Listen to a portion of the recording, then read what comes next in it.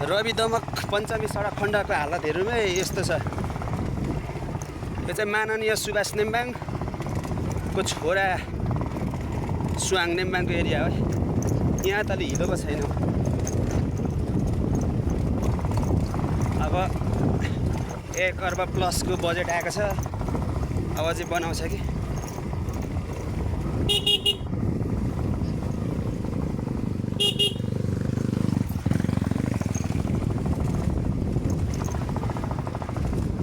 युवाहरू चाहिँ आएको छ, जाने गर्छ कि अब चाहिँ। यो श्रम संस्कृति पार्टीको युवा नेता सुदीप राईलाई पनि यो चाहिँ च्यालेन्ज हो। उहाँले पनि उहाँको पनि जिम्मेवारी हो यो, किनभने यो एरियामा त सबैभन्दा धेरै त सुदीप राईले भोट आएको छ। श्रम संस्कृति पार्टी फर्स्ट भएको गाउँपालिका मध्ये एक यो पनि हो, माङ्सिबुङ गाउँपालिका। चट्टसँगले सफा जुत्ता र सफा पेन लगाएर हिँड्नुपर्छ। माथि पुग्दाखेरि अथवा दमक पुग्दाखेरि चोरेर आएको जस्तो हुन्छ। हाम्रो माननीयहरू चाहिँ चिडिक्क बनेर हिँड्छ। रातो भइरहेको छैन त्यही त नि, यसको जनताहरूको हालत चाहिँ यस्तो छ।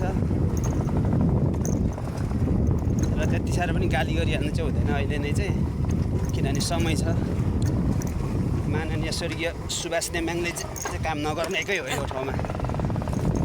विशेष गरी उहाँले काम नगरेको हुँदा नि उहाँको त्यो झोलेहरूलाई चाहिँ कारबाही नगरेको हो क्या। उनीहरूको झोलेहरूले चाहिँ बाटोमा पैसा झ्वाम पारेर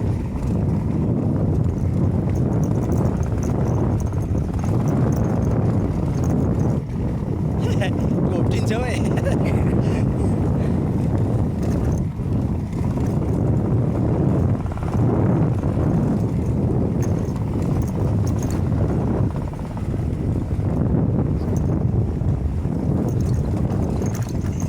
ठिकै रहेछ बाटो त नि, खासै हिलो छैन।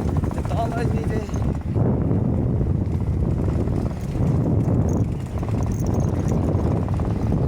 यो ठाउँमा कति वर्षपछि पिच बन्ने हो होइन त? अब त्यही 5 वर्षभित्रमा त बनिसक्नुपर्ने हो। अब ढिलोमा पनि 3 वर्षदेखि 5 वर्षभित्रमा बनिसक्छ होला भन्ने आशा हो। अब त यो बाटो बन्नुको विकल्प छैन नि त। धेरैचोटि अब भोट ब्याङ्क बनायो अनि यस्तै देखायो। यत्रो उकालो रोलर चल्छ होला त?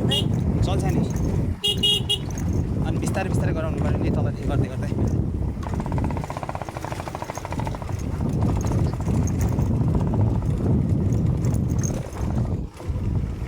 बर्को रुख पनि खिचौँ न।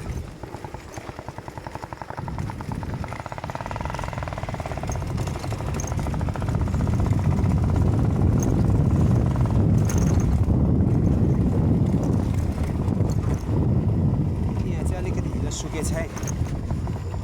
अघि त पानी पर्ला जस्तो भएको थियो, झन्डै परेन है त?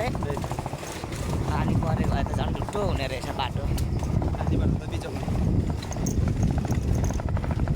तलबाट जानु पनि पर खोलामा बाइक डुब्ने डर।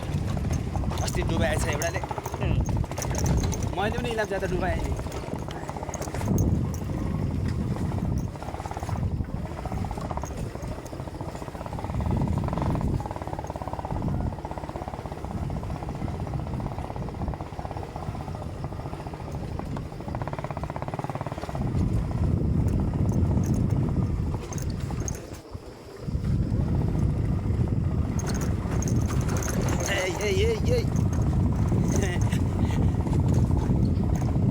क्यामेराम्यान झर्छ है।